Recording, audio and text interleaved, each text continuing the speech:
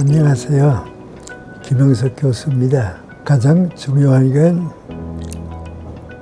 사람이 언젠가 한 번은 자기를 발견해야 하고 살아가는 동안에 얼마나 자기를 스스로 키워서 행복하기도 하고 다른 사람에게 도움을 줄 수 있는 인생으로 자랄 수 있는가, 그 과정이 얼마나 소중한가, 아마 그런 얘기가 좋을 것 같고요.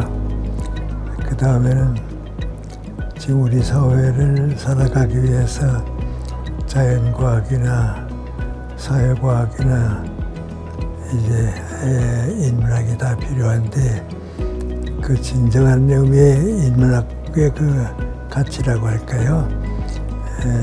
그런 것이 어떤 것인가, 그래서 좀 이렇게 깨달아보고 생각해보고 나 자신을 우리 시대에 살아가는데 아마 이런 길이 필요하지 않을까. 거기에 좀 문제를 제시하면 듣는 분들이 공감도 하고 자기 문제를 받아들이기도 하고, 그래서 강의는 결론은 내가 내주는 게 아니고 문제를 제시해서 내가 하는 얘기보다도 스스로 자기를 찾고 또 삶의 가치를 찾는 과제는 각자에게 속한 거겠죠. 그러니까 강의를 받아들이는 사람이 그런 거 하나의 문제의식을 삼았으면 좋겠어요. 또 내가 시간 내서 강의하는 것도 그런 목적이고, 그래서 좀 배우기도 하고 느끼기도 하고 내 문제도 가지고 돌아갈 수 있으면 좋지 않을까, 그런 생각하고 있죠. 사람은 누구나 목적이 있어서 태어난 건 아닙니다. 태어나서 아무 목적도 없이 운명적이라고 할까요? 우연하게 태어났는데 언젠가 한 번은 자기 자신을 발견하는 때가 옵니다. 사람으로 태어나서 내 인생을 내가 시작하게 되는구나, 그때가 오고, 그때부터는 이제 내가 나 자신을 키워가는 겁니다.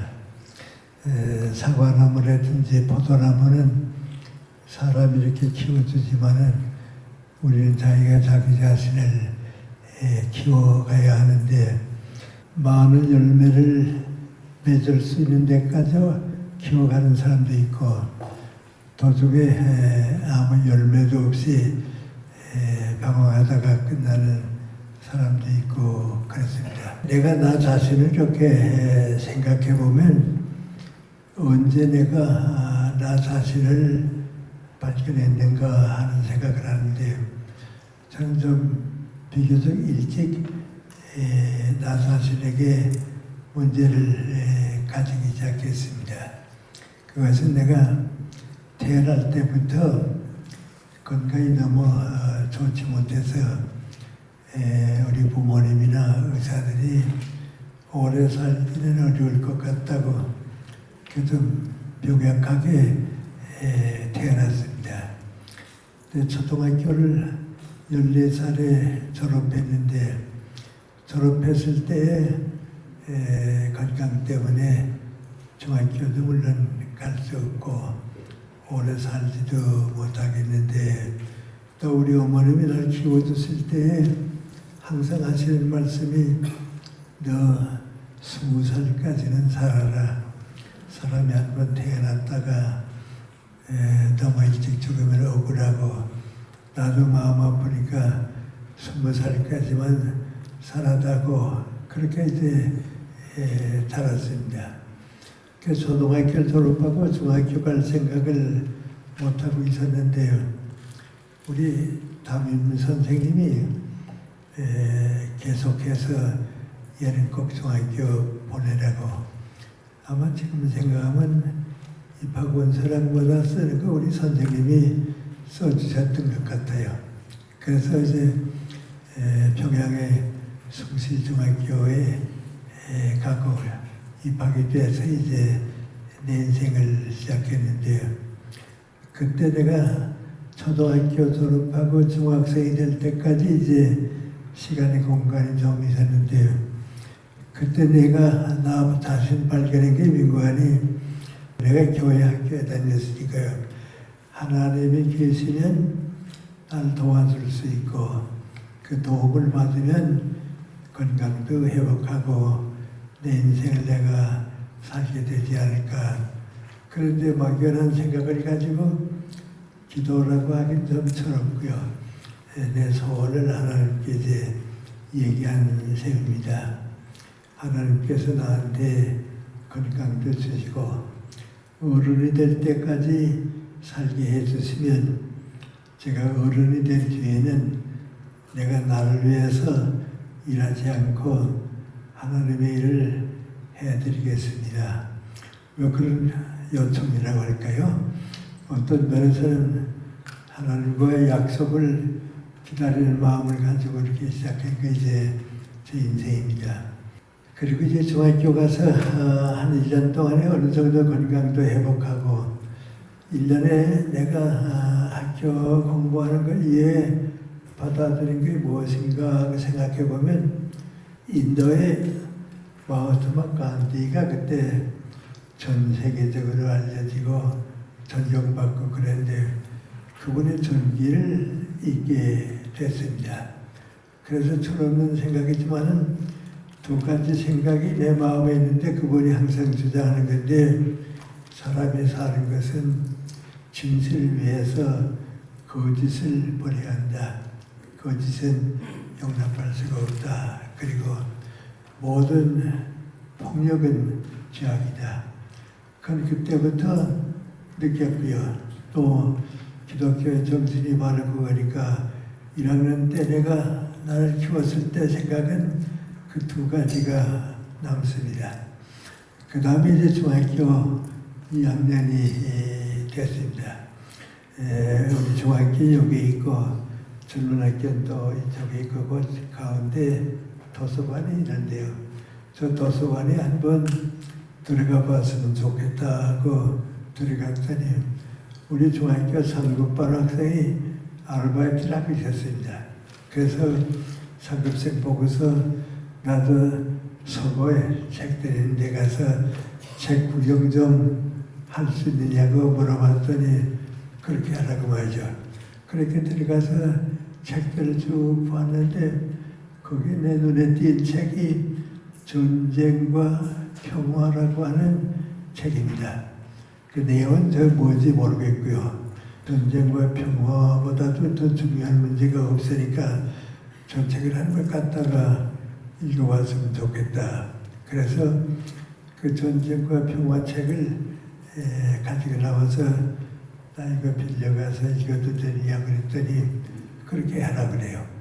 그런데 내 그 선배가 저렇게 큰 책을 가지고 가서 네가 읽을 수 있냐, 깨달을 수 있느냐 그런 표정을 가지고 있었던 것 같아요. 그걸 빌려고 가져와서 이제 읽기 시작했는데 무슨 내용인지 알 것 같기도 하고 모를 것 같은데 한참 있다 보니까 이건 내가 생각했던 내용이 아니고 소설이로구나, 소설책이로구나. 그리고 있다 보니까 재미가 있어요. 그래서 계속해서 읽는데 아마 한 2달 동안 걸렸던 것 같아요. 그걸 이제 다 읽고 나니까 무언가 나도 모르는데 중요한 무엇이 내게 들어왔다 하는 생각입니다. 그래서 이 돌소의 책을 하나 더 읽어야겠다. 그래서 안나 카레니나를 읽었습니다.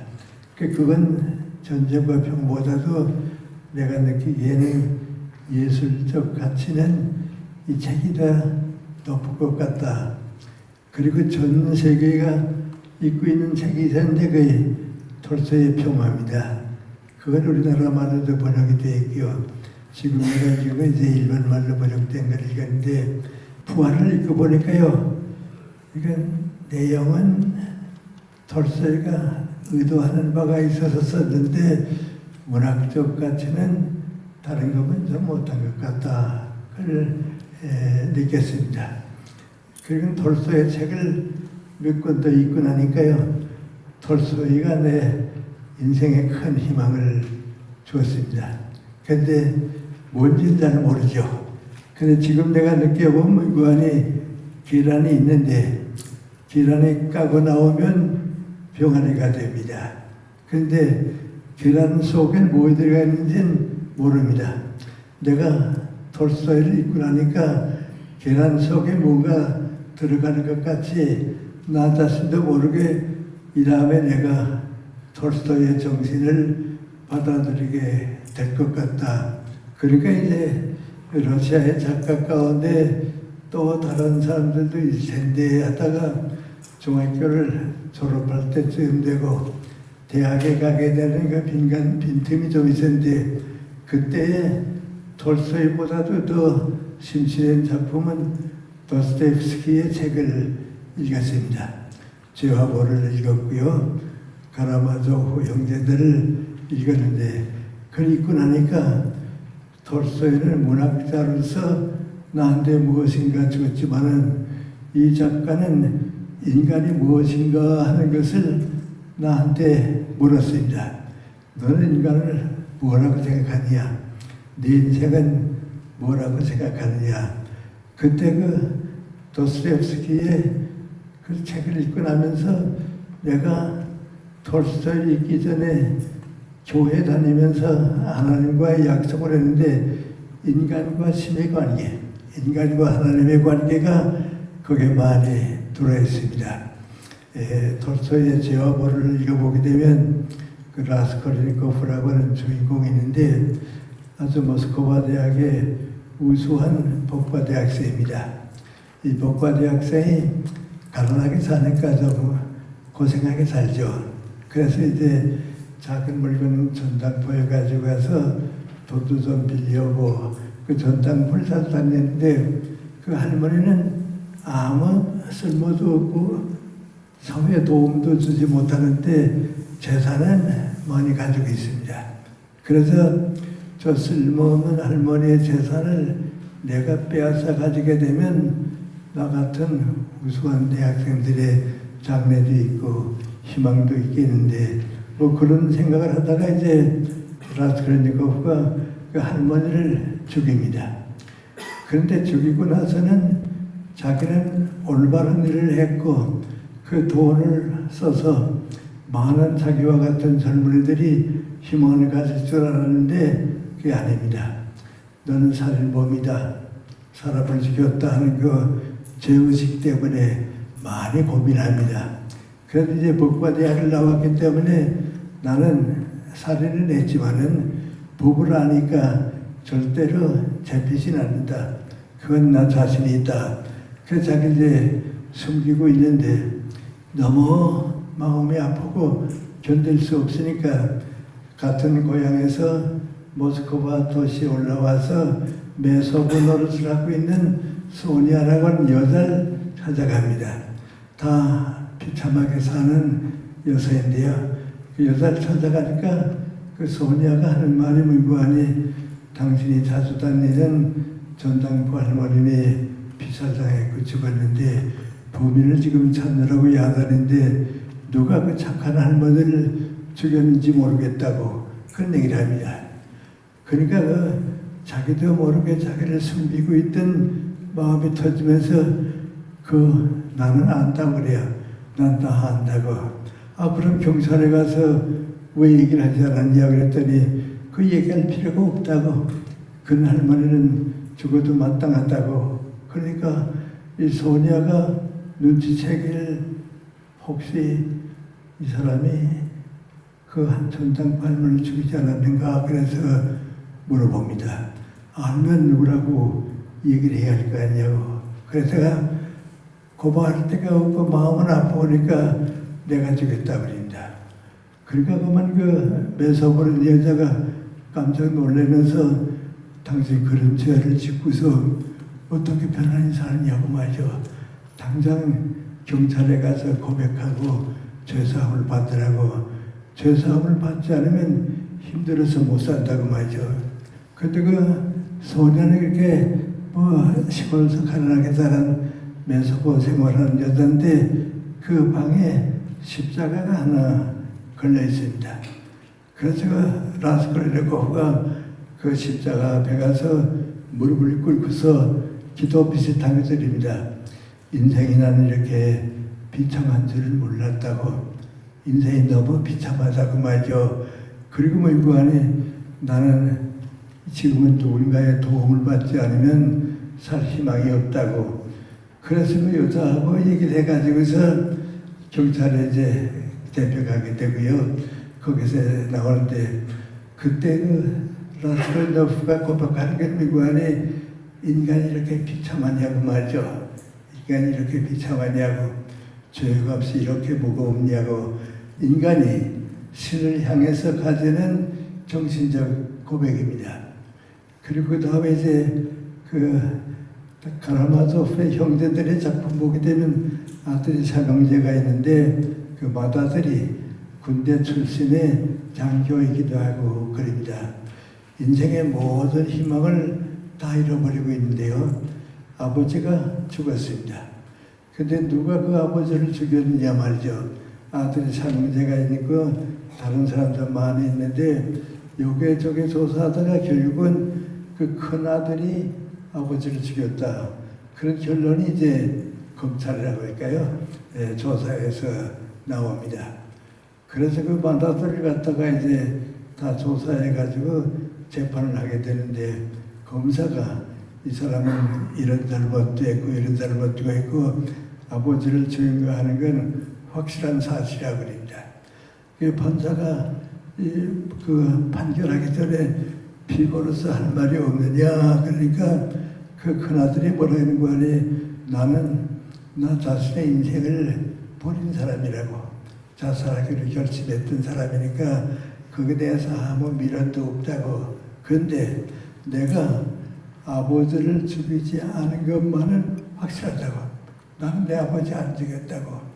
그런데 만약에 판사님이 그래도 내가 아버지를 죽였다 하면 난 다른 건 아무것도 걱정하는 게 없다고. 하나님이 계시지 않는구나. 그 절망에 빠질까 봐 두렵다. 내가 뭐 사형받고 그건 문제가 아니고 내가 저희 아버지를 죽이지 않았는데 그래도 내가 죽였다 하고 판단 내리게 되면 내가 믿을 곳이 없지 않냐고. 그 하나님을 믿지 못하게 될 것 같다고 그럽니다. 그 작품을 이따가 그걸 보게 되면 인간이 종교적으로 가지게 될 문제가 바로 그거로구나 말이죠. 우리가 선한 질서라고 하는 걸 믿고 있고 그 선한 질서는 신에게서 주어진 모든 인간에게 주어진 은혜인데 그걸 의심하게 되면 인간은 살 수가 없다고 하는 이제 신앙 고백을 하고 그럽니다. 그래서 도스토옙스키를 읽으면서 인간 문제를 느끼게 됐습니다. 그래서 제가 지금 생각해 보게 되면 톨스토이를 읽고 그 연장으로 도스토옙스키를 읽는 동안에 문학을 통해서 내가 무엇인가를 나도 모르고 느꼈습니다. 후에 그 병아리가 계란을 깨고 나오고 보니까 내가 톨스토이를 읽은 가운데 역사란 무엇인가, 자연과 역사의 관계는 어떤 것인가, 또 인간이 전쟁과 평화 가운데 무엇을 가지고 고민하는가, 그걸 예술적으로 느꼈는데 문학이 얼마나 위대한 예술이다 하는 것을 그때 느꼈고요. 그것이 인간 문제를 해결할 수 있다는 것을 이제 대학에 가기 전에선 느꼈습니다. 그때 이런 걸 이제 좀 일찍 느낀 사람도 있고 내 친구들 가만 보게 되면 별로 그런데 문제를 갖지 못하는데 내가 어려서 교회 다녔다고 하는 것이 예술이 무엇인가, 문학을 통한 인간 문제가 무엇인가 그런 걸 그때 이제 받아들인 셈입니다. 그리고 대학에 있을 때입니다. 예술이 인간에게 있어서 얼마나 능력이 있고 영향력이 있고 사회적으로 중요하다 하는 걸 대학 생활할 때 느꼈는데 그 하나가 민관이 예술 가운데 문자가 없는 예술, 언어로 표현할 수 없는 예술의 대표적인 게 두 가지가 있습니다. 하나는 해와 그림입니다. 그림은 거기에 문자가 들어가 있지 않으니까 사상을 표시하는 건 글로 나와야 하는데 글로 나오지 않습니다. 그런데 그림을 이렇게 보기 시작하다가 좀 오래 계속해서 여러 가지 쭉 보고 나니까요, 이 그림이 문자로 표현은 없지만은 인간을 움직이는 힘은 문학보다도 더 클지 모르겠다, 그런 생각을 했습니다. 우리 연세대학교에 나보다 선배인 동양사 하시는 분이 민영기 교수라고 있었는데, 그분이 교수를 있을 때 여름방학입니다. 한 달 동안 유럽 여행을 떠났습니다. 우선 이탈리아에 가서 쭉 문화들을 살피다 보니까 한 달 거기서 다 보냈다 그래요. 그러면서 그분이 하는 얘기입니다. 이탈리아가 1년에 관광 수입이 그 당시 50억 불입니다. 50억 달러인데 그 미켈란젤로를 보기 위해서 그 관광객의 수입만 해도 아마 1년에 5억 불은 벌어줄 거라고 하죠. 그런데 그 이탈리아에 가게 되면 그 라파엘의 그림은 다 팔려서 외국으로 나가고요. 레오나르도 다빈치의 그림은 몇 점 안 되는데 불란서 루블 미술관으로 갔습니다. 그리고 그 레오나르도 다빈치의 그림은 하나만 남아있는데 최고의 만찬입니다. 예수님 십자가에 돌아가시기 전에 제자들하고 이제 식사하는 그림인데 그게 좀 미완성품입니다. 그것만 남아있습니다. 그런데 미켈란젤로는 다 아신 대로 조각가입니다. 조각은 밖에 나가지 않습니다. 예배당 성당을 질 때 여기에 놓는다든지 또 무슨 큰 건축에 여기 놓으니까 그 누구도 가져가지 못하고요. 플로렌스의 북쪽으로 올라가게 되면 정부에서 큰 빌딩을 하나 지어주면서 미켈란젤로에게 당신이 여기에 조각을 좀 해서 뭐든지 좋으니까 이 조각을 좀 가득 채워달라고. 그 조각이 거기에 있고요. 그 다음 하나는 시스티나 성당이 건설됐는데 보방처에서 그 성당에 벽화를 누가 그릴까 하다가 그림은 그리지 않는 미켈란젤로에게 부탁해가지고서 이 벽화를 그려달라고. 그 성당의 벽과 천사의 그림으로 가득 차 있습니다. 그거 보기 위해서 전 세계에서 사람들이 모여듭니다. 저도 두 번 갔던 길이 있는데 월요일은 이제 휴가를 하고요. 화요일부터 일요일까지는 하여튼 이탈리아 사람은 볼 수가 없고요. 세계에서 모여들답니다.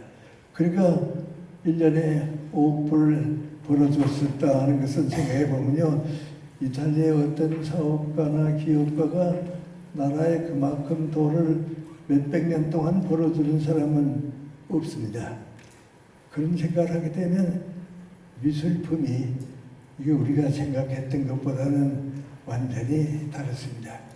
지금도 우리가 그걸 느낍니다. 피카소는 누구나 다 아는데 피카소의 게르니카라고 하는 그림인데 폭력을 제거하고 평화를 유지하려고 하는 그림입니다. 피카소가 그 그림을 다 그려놓고 보니까요. 프랑스에 보면 정치가 변해서 독재 정권이 됐습니다. 그래서 독재 정권 안에는 내 그림을 둘 수가 없다고 그래서 미국으로 연락해서 우리 스페인이 민주주의 국가로 돌아올 때까지 맡겨둘 테니까 좀 미국에 맡아달라고. 그 뉴욕 미술관에서 이제 그걸 맡아가지고서 2층에 있는데 그 그림을 보기 위해서 그렇게 많은 사람들이 달려가고 그랬습니다. 그러다가 이제 민주국가가 되니까 피카소가 이제 그 그림 양부대로 돌려달라고 그럽니다. 돈으로 사려면 얼마를 주고 사든지 사겠는데 약속이 그러니까 지금은 이제 스페인으로 돌아갔습니다. 그러니까 이제 미국 사람들이 그 그림을 보기 위해서 스페인으로 가야 하게 되는 변화가 왔습니다. 우리가 너무 해화를 높이 평가하지만데 해화 예술이, 그림 예술이 얼마나 영향력이 크다 하는 건 아는 사람은 다 압니다. 그 다음에 이제 문자를 표현되지 않은 예술이 음악입니다. 근데 이 음악은 어떤 사람은 자연의 멜로디라고 부를 정도로 동물도 움직일 수 있는 그 인간과 모든 생명 있는 것들에게 영향을 주는데 동물도 영향을 받는다고 그러죠. 그래서 독일의 쇼팽하우er의 글을 보게 되면 뭐라 그러는 거 아니, 열물가에 아주 조용하고 슬픈 음악을 들려주면 그 살던 물고기가 다 옆으로 가서 조용히 나오지 않습니다. 왜요? 그 음악 때문에 즐겁게 나오지를 못합니다. 그러다가 얼마 있다가 다시 이번에는 그 반갑고 즐거운 음악을 들려주게 되면 물고기들이 다 나와서 이제 움직이고 그럽니다. 이 자연의 멜로디, 동시에 또 우주의 멜로디라고 그 사람은 그렇게 표현하고 있는데요. 음악의 영향은 사랑하는 사람들에게는 아주 절대적입니다. 우리 연세대학교 물리학과의 교수님, 이철주라는 교수님이 있었는데요. 그분은 물리학자지만은 음악을 참 좋아했습니다. 클래식 음악을 이제 듣는데 매일 자기 전에 30분 내지 40분은 음악을 듣고 그랬어요. 근데 한 번 나보고 그래요. 세상에 제일 불쌍한 사람은 내 아내라고. 그렇게 좋은 음악을 모른다고 말이죠. 그 남편이 듣고 있으니까 혼자 자기 싫으니까 음악 끝날 때까지 옆에 앉아서 같이 들어준다고. 그래서 아주 좋은 장면이 나와서 설명해 주려고 쓱 보게 되면 자기가 그것도 좋은다고 말이죠. 그렇게 그 좋은 음악을 모른다고 말이죠. 그렇습니다. 내가 일본서 대학 생활할 때 음악을 전공하는 친구가 있었는데요. 그 친구의 소원이 그랬습니다. 난 다른 소원보다도 이 다음에 늙어서 죽을 때 베토벤의 교향곡을 들으면서 죽었으면 좋겠다고 말이죠. 그 이상의 소망은 없다고 말이죠. 그래요. 음악이 그렇게 세계를 움직이고 있습니다. 그래서 이제 대학에 갔을 때는 철학과를 공부했는데 그 철학을 공부하는 것보다도 더 중요하게 느낀 게 누구 아니 예술의 힘이 그만큼 큽니다. 또 제가 그 그림을 보게 된 동기는 대학 다닐 때 아르바이트를 계속했는데 동경미술관의 지하실에 식당에 웨이터로 좀 취직을 했습니다. 그 웨이터를 이제 아르바이트를 하면서 비는 시간만 있으면 2층에 올라가서 미술품들을 쭉 보고 되는데 그의 계기가 돼서 세계 여행하든지 유럽에 가든지 가게 되면 오페라도 듣고 교향악도 듣고 음악도 듣고요. 또 많은 그림을 보고 그러니까 그의 철학과 마찬가지로 깊은 내 인생을 만들어 줬습니다. 그래서 이제 제가 나다스를 만든 것은 저 때는 문학입니다. 도서관에서 내가 날 키웠는데 그때 내가 다닌 도서관은 어딘 거 아니 중학교 3학년까지 다니다가 신사참배문제로 그걸 거부하면서 1년 동안 학교를 가지 않았습니다. 그래서 그 1년 동안은 평양에 시립도서관에 그 시립도서관에 갔습니다. 가서 오전 9시에 학교 가는 시간에 들어가서 종일 책을 보다가 오후 5시가 되게 되면 또 나오고 그 몇 달 동안 도서관에 가서 많은 책을 읽었는데 그때 내가 읽은 책은 여러 가지가 있습니다. 그 가운데 철학책을 처음 보았습니다. 그 철학책을 처음 보면서 내가 철학 공부를 해가지고 한국의 정신적 지도자가 될 수 있으면 좋겠다. 그런 생각을 가지게 되고요. 또 일본서 오는 기독교에 관한 책들도 그때 많이 읽었고요. 한국 문학이 어떤 것이다 하는 것도 그때 깨달았습니다. 그래서 이제 철학은 이제 본격적으로 공부를 해야겠다 하고서 이제 생각을 가지고 있을 때에 내 고향이 평양에서 가까운 시골 때 도산 안성원 선생님이 서대문 형무소에 수감되어 있다가 건강이 너무 나쁘니까 휴가를 줬습니다. 고향에 가서 건강 좀 회복해가지고 다시 오라고. 그 고향에 가 있는 동안에 그해 10월달 초순입니다. 도산 선생이 우리 고향에 오셨습니다. 와서 토요일 저녁에 동료 어른들한테 강연을 해주시고 다음 일요일에는 교회에서 설교를 해주셨습니다. 그 강연도 듣고 설교도 들었습니다. 그걸 들으면서 내가 철학 공부를 택하기를 잘했다. 이렇게 철학을 공부하면 정신적 지도자가 될 수 있고 도산 선생님 같이 좀 훌륭한 못하지만은 작은 도산 선생의 뒤를 따라가는 제자가 되야겠다. 그게 제 인생의 목표가 되었습니다. 그래서 철학 공부를 쭉 끝내고 이제 내 인생의 목표도 정하게 되고 그랬습니다. 그래서 저는 무엇으로 내가 나를 키웠는가? 처음에는 계란 속에 있었던 내가 병아리로 까나오기 시작하면서 예술이라든지 종교라든지 철학이라든지 또 내가 생각하는 인간 문제라든지 그 문제를 안고서 병아리로 까나온 셈입니다. 잘하면 이제 되는 겁니다. 그게 제 인생의 첫째 번 자기 발견입니다. 그리고 이제 북한에서 해방을 맞이하고 2년 동안 공산 치하에서 살았는데 이 사람에게 이따만큼 인연이라고 할까요? 운명이라고 할까요? 내가 생각을 못했던 문제에 봉착하게 됩니다. 25세 해방된데요. 해방되고 얼마 안 돼서 내 고향에 선배이기도 하고 초등학교 선배로 있었던 김일성 장군 젊었을 때 그분을 만났습니다. 그 만나서 그 할아버지가 손주가 외국에 나갔다가 20년 만에 돌아왔으니까 동네 어른들을 모시고 이제 조반 식사를 하는데 할아버지가 나를 많이 사랑해 주셨으니까 너도 와서 오라고. 그래서 김일성을 처음 만났습니다. 처음 만나서 조반을 다 먹은 다음에 사람들이 무슨 얘기를 좀 해야겠으니까요. 한 어른이 그 김일성에게 물어봤습니다. 20년 동안 고향을 떠났다 돌아왔는데 이젠 해방이 됐다고 앞으로 우리나라가 어떤 나라가 되었으면 좋을 것 같으냐 그랬습니다. 그랬더니 김일성이 아주 초등학생이 담임 선생에게 성적을 연습회계에 와서 외우듯이 앞으로 우리나라가 하려는 첫째는 진파숙초입니다. 두 번째는 전 국토를 개인에게는 맡기지 않고 나라가 소유해야 합니다. 모든 산업, 생산하는 공장이든지 상업 장사하는 건 개인은 못하고 이건 전부 국가가 해야 됩니다. 지주는 다 숙청에 내버리고 소작인들이 땅을 맡아서 농사지어서 나라에 갖다 바치고 그걸 다시 전 국민이 고르게 배급받아 살게 됩니다.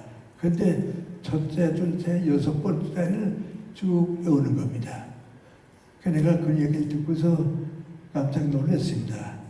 저 사람은 내가 보기에는 사상도 없고 철학도 없고 솔직히 말하면 아는 게 별로 없는데 제가 뭐라고 앞으로 나라가 이렇게 된다고 아주 공식같이 얘기하는가.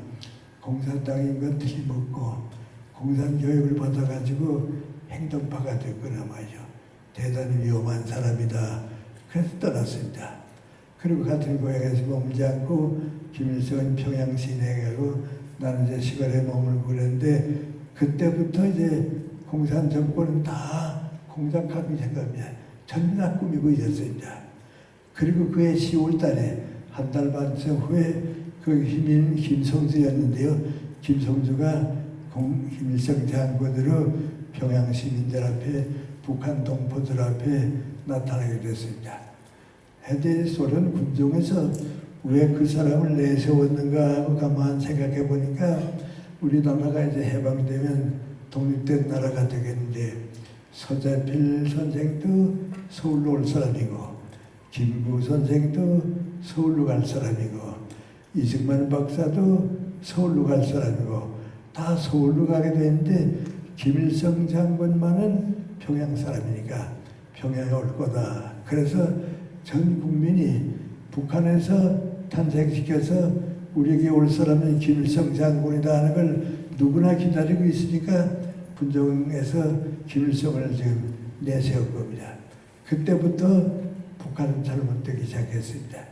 그래서 내가 그걸 보고 서민관이 여기서 도저히 살 수가 없으니까 신앙인도 살지 못하고 자유를 사랑하는 사람은 희생당할 수 없고 진실과 자유와 정의가 없습니다. 그 2년 동안 살아보려고 노력하다 안 되니까 이제 38선 넘어가지고 서울에 왔습니다. 서울에 와서 내 동창들이나 조금 선배들은 다 대학 교수가 됐지만은 나는 너무 많은 시간 동안 이제 북에서 살면서 준비를 한 일도 없고 공부도 마음대로 못하고 그랬으니까 이제 중고등학교 교사가 돼야겠다. 그래서 와서 얼마 안 되고 하루는 신문을 보니까 신문에 중고등학교에서 이런 분야의 교사를 모집한다고 하는 작은 광고가 났어요. 그걸 보고서 다음날 아침에 학교에 찾아가서 수면 필요자를 만나서 내가 그 과목을 좀 맡을 수 있겠는데 여기 와서 일할 수 있겠냐고 그랬더니 몇 가지 물어보더니 언제부터 나올 수 있냐고 그래요. 그때 우리 비난민들은 집도 없고 갈 곳이 없는 사람들이 많이 있으니까 그 자리가 안정됐냐 하는 걸 물어보는 겁니다. 그래서 저는 학교에서 원하는데 아무 때고 나올 수 있습니다. 그랬더니 그럼 오늘은 금요일이고 일요일, 월요일 아침에 와서 학생들한테 인사하고 그리고 같이 교사 생활을 해달라고. 그런데 제일 처음 직장을 찾아 구한 건 딱 그거 한 번밖에 없습니다. 그 다음에는 모든 일이 주어져서 왔지 내가 찾아본 길은 그거 한 번밖에 없습니다. 그래서 중앙학교 교사가 됐습니다. 그게 내 인생의 두 번째 출발입니다. 북한에 있고 혼자 노력하고 책을 읽고 할 때는 내가 나를 발견했고요. 이제는 사회인으로서의 내가 내 인생을 시작하게 됐습니다. 그게 제 인생의 두 번째인데 제가 알기에는 여러분 가운데 그건 누구나 겪었을 겁니다. 우리 좀 젊은 분이 계시면 더 좋겠습니다만 인생은 자기 자신이 내가 사과나무다, 내가 포도나무다, 내가 무슨 나무다 그렇게 알고 그때부터 키우기 시작하는데 내가 나를 키우려고 하니까 뿌리가 있어야 합니다.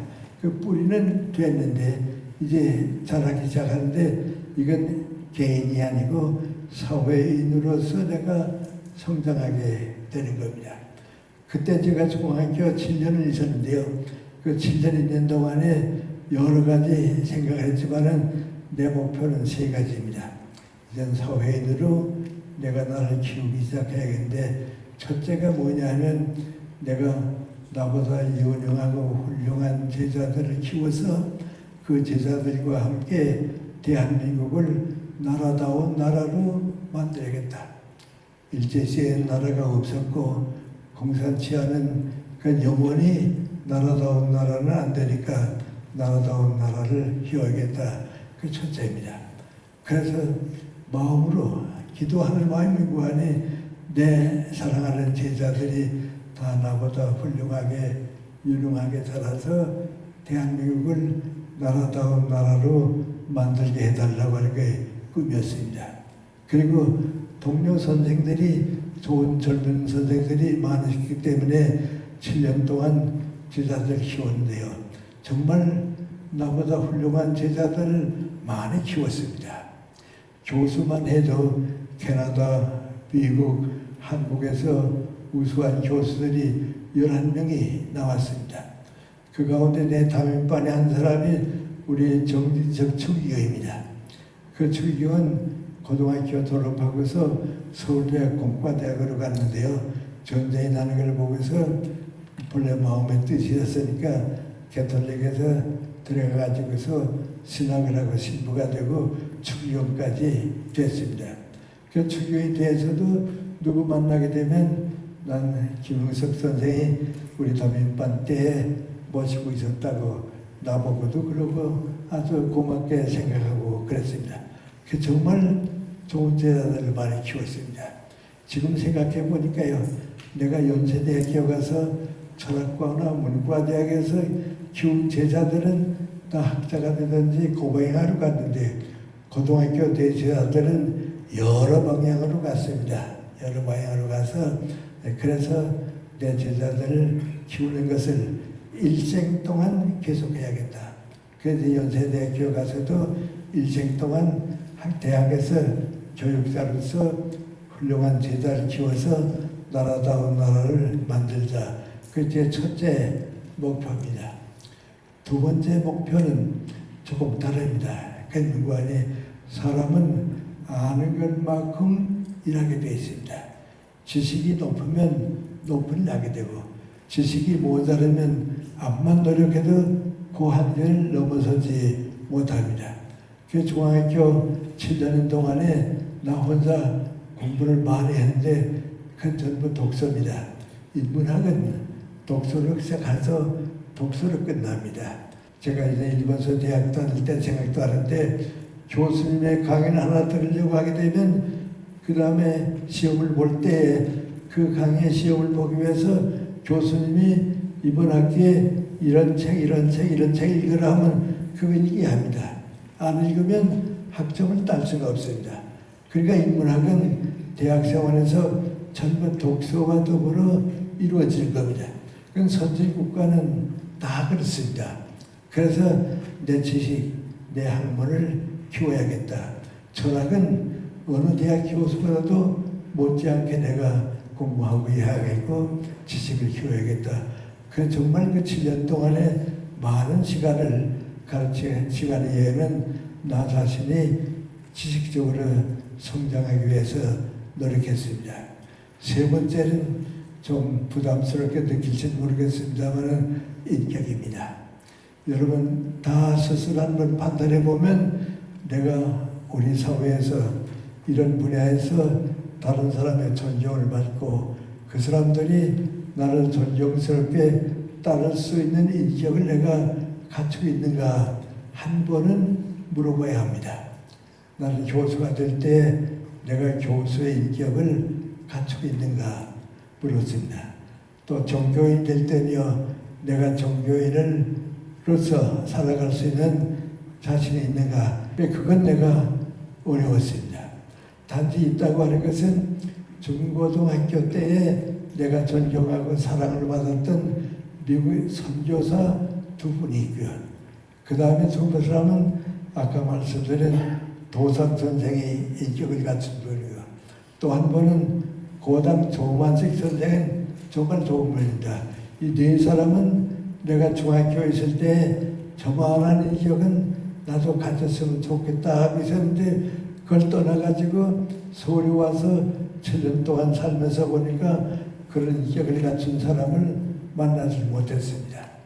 그런데 다행스러운 것은 내가 찾아간 건 아니고요.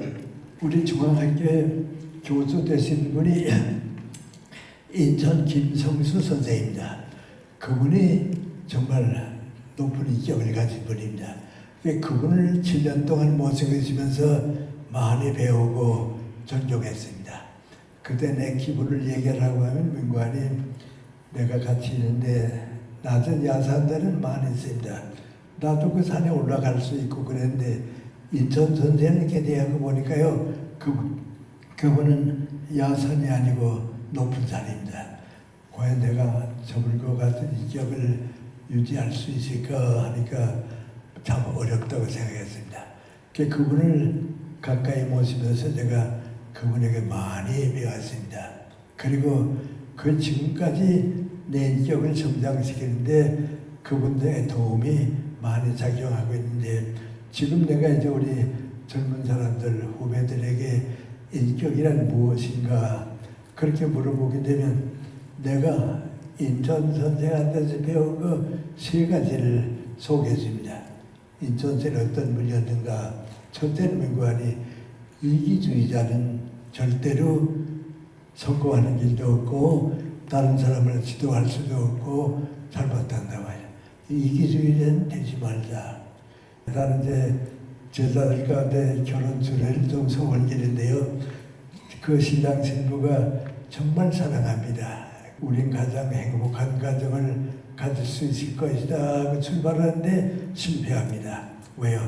두 사람 가운데 한 사람이 이기주의자입니다. 그 행복한 가정을 못 가집니다. 또 이렇게 직장 생활을 하다 보게 되면요, 직장에 불만이 많은 사람이 있습니다. 왜 나는 승진시켜주지 않냐고, 누구는 윗자리로 올라가는데 나는 왜 이렇게 버림받느냐고 불평이 많이 있습니다. 가만 따져보면 뭐이거하니 그 사람은 이기주의자입니다. 그런데 이런 사람들이 모이게 되면 이기집단이 됩니다. 이기집단이 되게 되면 그 사회는 병듭니다. 그래서 절대로 이기주의는 되지 말자. 그 다음에 인천에서 제가 배운 걸 미구하니 내가 나를 희생하더라도 나라를 위해서는 양보해야겠다. 내가 다른 사람보다 늦게 승진하더라도 나보다 유능한 사람은 앞세워줘야겠다. 그거는 동아일보 또 중앙학교 고려대학 경성방식을 일제시대에 일으켰습니다. 우리 동아일보하고 조선일보는 나하고 동갑입니다. 다 106년 전에 건설되기가 지금 107년을 맞이하고 있는데 그때 동아일보가 생겨서 지금까지 오고 있습니다. 근데 그 전쟁 가만 보면 동아일보를 다 준비해놓고서는 자기보다 유능한 송진우 선생 같은 분한테 맡겨서 좀 잘해달라고. 고려대학을 보성전문학교에서 인수해가지고서 좋은 대학을 다 만들어가지고 현상현 선생에게 좀 좋은 대학으로 만들어달라고. 중학교도 그렇고 경성방식도 그렇고 그랬습니다. 그래서 한 사람이 한 가지 성공만 해도 어려운데 그분은 한 사람을 있으면서 자기보다 유능한 사람들을 다 맡기고 뒤에서 도와줬기 때문에 네 가지가 다 성공했습니다. 그게 이제 그 사람의 희망이고요. 우리에게 주는 교훈입니다. 그래서 나도 저분과 같이 나보다 유능한 사람을 밀어주고 나보다 훌륭한 사람들을 더 높여주고 나라와 민족을 직장을 위해서는 내가 나를 희생할 수도 있어야겠다. 그걸 제가 그때 깨달았습니다. 그 연세대학교 왔을 때도 나 나름대로 좀 그랬습니다. 이따만큼 우리 총장이 나보고 교무처장 좀 맡아달라고 그러면 제가 조금 시간에 여유를 달라고 그리고 우리 교수들 가운데서 나보다 교무처장 하기에는 더 적합하고 유능한 친구가 꼭 있습니다. 그분을 밀어주고 나는 뒤로 물러서 보냈습니다. 그렇다고 해서 내가 손해본 건 없습니다. 난 또 다른 분야에서 또 총장을 도와드리면 되고 그러니까 그렇습니다. 그래서 애국심이라고 하는 것은요, 나라를 먼저 생각하는 사람입니다. 직장을 살아간다고 하는 게 불구하니 직장에서 내가 무엇을 얻을까 하지 말고 직장을 통해서 좋은 사회를 만들고 나라의 부를 가져오는 것의 목적입니다. 또 살다 보면 그렇습니다. 저는 이제 교수 생활을 30여 년 했는데 말이죠. 가만히 보면 우리 교수들 가운데 어떤 교수는 불만이 많습니다. 남보다 먼저 승진해야겠다. 어떻게 봉급을 더 많이 받을 수 있을까 말이죠. 내가 학교에 있는 동안에 성공할 수 있을까. 그 욕심을 가지고 일하는 사람은 정년 퇴직하게 되면 대학이 잊어버립니다. 그 사람도 갈 곳이 없습니다. 그런데 그 반대로 내가 대학을 위해서 학문을 해야겠다고, 모든 학문에서 학생들에게 도움을 줘야겠다고, 그리고 내 사랑하는 제자들이 이 다음에 나보다도 훌륭하게 되기를 원하고 키운 사람은 정년이 되게 되면 대학과 더불어 놨습니다. 그런데 간혹 어떤 사람이 있는가? 내가 대학 교수를 있으면서 우리 대학을 통해서 우리 대학의 제자들을 통해서 좀 더 높은 대한민국을 만들어야겠다. 내 제자와 내 대학을 통해서 대한민국에 무엇을 줘야겠다. 그것까지 생각하는 교수가 있습니다. 그 사람들은 정년퇴직하고 나게 되면 사회 나와서도 다 일합니다. 80, 90대 들어 전부 일하는데 그 목적이 높았기 때문에 그렇습니다. 전 지금까지 쭉 살아오는 동안에 제 친구인 안병 교수가 그런 분이고요. 서울대학의 김태길 교수가 그런 분입니다. 그래서 밖에 나가면요, 서울대학 총장이 누구냐 하고 물어본 모르는 사람이 대부분입니다. 김태길 교수가 누구냐 하게 되면 다 압니다. 성실대학이 어떤 대학이든가 그걸 모르는 사람이 있습니다. 그래도 안병 교수가 누구냐 하게 되면 여러분 가운데도 다 알고 있습니다. 그 인물관이 대학을 넘어서 국가를 위해서 산 사람입니다.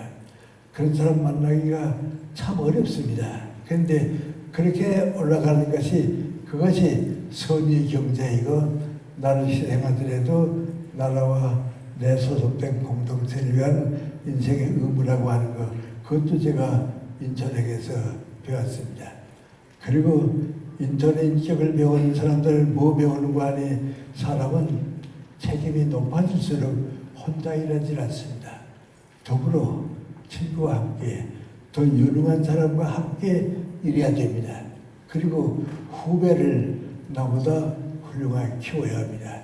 직장에 있어서도 예를 들어 말하면 나는 그런 경험은 없습니다만은 내가 사장으로 있다가 나이 들게 되면 떠나게 될 때 나보다 더 유능한 사람을 맡길 수 있어야 합니다. 내가 무슨 대학 총장으로 있다가 이 총장직을 놓치게 되면 나보다 더 훌륭한 총장이 도와줘야겠다 말이죠. 그래서 사회를 키우는 게 우리가 하는 책임입니다. 그 나라를 키우고 직장을 키우고 사회를 키우는 책임이 거기에 있습니다. 그래 그걸 제가 배웠기 때문에 연세대학교 와서는 편안히 나 자신의 인격도 가지고 지식과 학문도 가지고 갔습니다. 제가 연세대학교 간 것은 우연히 가게 됐다고 할까요? 그렇습니다. 내가 중학교 때 가르쳤던 제자들이 연세대학교 학생이 됐습니다. 가서 대학 교수님들 강의 쭉 들어보니까 자꾸 생각 속에 우리 중학교 때 김영석 선생님이 참 좋은 강의를 들려주셨는데, 그분은 100을 알면서 그 100을 고등학생에게 가르칠 수 없으니까 50만큼 가르쳤고, 나머지 50은 선생님이 혼자 가지고 계셨던 것 같은데 한번 강의 들어봤으면 좋겠다. 그 학생한테 가서 요청했습니다. 우리 김영석 선생이 우리 대학에 와서 한 학기 정도 강의해주면 어떨까. 그 학생이 찾아서 가서 한 학기 동안 했더니 끝날 때쯤 되니까 대학에서 철학과로 오라고 해서 가게 됐습니다. 그 인천 선생의 가르침입니다. 이 세 가지를 갖추고 인생을 시작하게 되면 오래 일할 수 있습니다. 저도 연세대학을 떠나서 지금 거의 40년이 되는데 이제 사회일을 쭉 하게 되고 그렇습니다. 그리고 우리 좀 시간이 길어집니다만은 두 차례 변화가 있는데요. 하나는 65세가 돼서 연세대학교를 정년으로 떠날 때가 됐습니다. 다른 교수님들 다 정년이 되니까 가정으로 돌아가고 학문도 그치고 그걸로 끝났는데 저는 그때 다시 시작했습니다. 중학교 때 시작했던 때가 나를 발견하고 키운 때고요. 이제는 사회인으로 내가 열매를 맺어서 사회에 줘야겠다. 그 65세가 되면서 다시 시작한 게 90까지는 갔습니다. 그 90이 되면서는 이제 나도 늙었으니까 내 인생을 마무리해야겠다 하고 인생을 끝내려고 생각했습니다.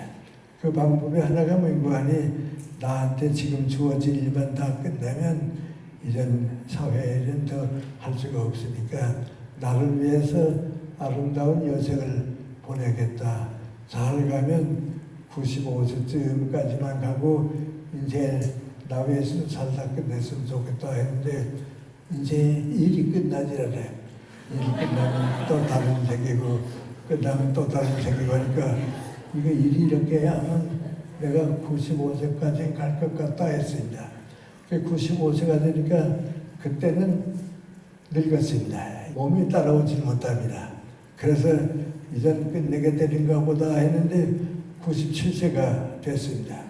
그 해에 어느 일간지에 조선일보라고 생각합니다만은 금년 1년 동안에 우리나라와 문화계를 위해서 제일 많은 업적을 남겨준 사람은 10사람을 뽑아서 발표를 했는데 사진 보니까 그 10사람 가운데 나도 들어가 있습니다.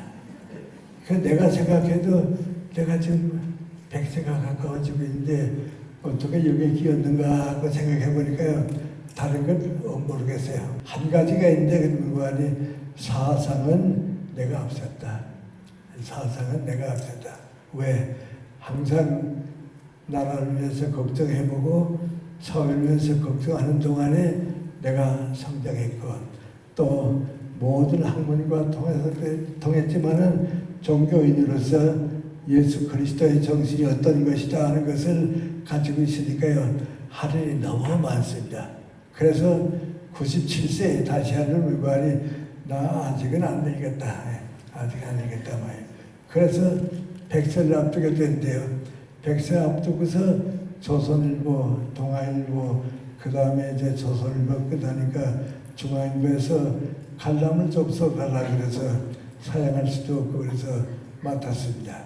그걸 계속 했는데 조선일보는 좀 많이 쓰게 되니까요. 2권 책이 됐습니다. 그 한 권이 중국어로 번역이 됐습니다.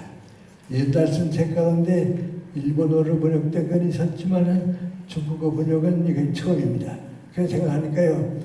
100살이 넘은 내가 쓴 책이 중국어로 번역됐으니까 그래도 오래 살 책임도 있었지만은 오래 살만 했다 말이죠. 그랬습니다. 그리고 중앙일보에 썼던 글들도 좀 묶어가지고서 또 책이 한 권 됐는데요. 그 내가 94세 때입니다. 그 책이 출간됐는데 내 손녀가 기네스에다가 연락을 해가지고서 나라고 하는 걸 얘기하지 않고 한국에 104세에 책을 출판하는 사람이 있는데 다른 나라에도 있는가 하고 물었습니다.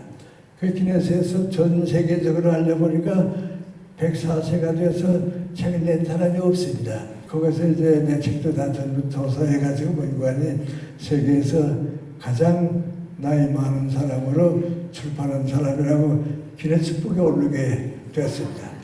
그래 알고 나니까 말이죠. 그래도 오래 살길 잘했단 말이죠. 잘했다. 그럼 언제부터 시작되는가? 계란을 깨우고서 나를 발견했고 중학교 있을 때 다 좀 나는 늦은 줄 알았습니다. 대학 교수 늦게 되고 그랬는데 늦게 가면서도 오래 간 사람이 멀리 간다는 거 말이에요. 그랬습니다. 그런데 요새는 미국에 있는 내 가족들이 나한테 먼저 알려줬는데 미국 안에 아버지 책이 영어로 번역돼서 우리가 읽었다고 말이죠. 그런데 좀 더 큰 책이 다 번역돼서 좋은데 좀 몇 편 빠질 것 같다고 그랬습니다. 그래서 요새 모임관이 이제는 아마 내가 이만하면 일만이 한 것 같다. 그래도 또 사회가 일어나니까 강연도 하게 다니고요. 또 글도 쓰게 되고 그렇습니다. 제가 이런 얘기는 여러분한테 하는 것이 모임관이 독서가 내 인생을 키웠습니다. 그것은 인문학은 독서입니다. 그래서 제일 제가 가지고 있는 소원이 모임관이 독서하는 국민이 사회에 끌어가고 독서하는 지도자가 있는 사회가 희망이 있고 더 많은 사람이 높은 독서라는 것이 한국 문화가 우리 한글 문화가 100년 후에는 세계를 정신적으로 이끌어갈 수 있는데 하는 생각을 하고 있습니다. 늙었다고 해서 놓치는 것은 손해입니다. 항상 제가 생각해 보면 사람은 성장하는 동안에는 늙지 않습니다. 정신적으로 공부하는 동안은 늙지 않습니다. 일하는 동안에는 희망이 있습니다. 일을 하고 싶은 희망이 있습니다. 그래서 이 행복과 희망은 여러분 스스로가 만드는 것이고요.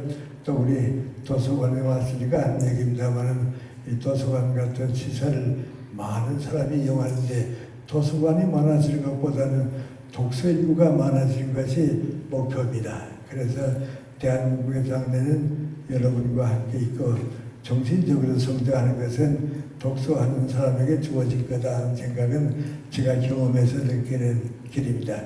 그래서 지금부터라도 우리 우리가 새로워지면 나라가 새로워지고요. 우리가 성장하면 대한민국이 자라고요. 우리에게 희망이 있으면 대한민국에 희망이 있고요. 여러분이 희망을 가지고 일하게 되면 대한민국의 많은 사람들이 더 행복하게 살게 되는데 이 막중한 책임을 다시 한번 시작할 수 있는 좋은 계기를 만들어 주셨으면 좋겠습니다. 좀 긴 시간이었습니다만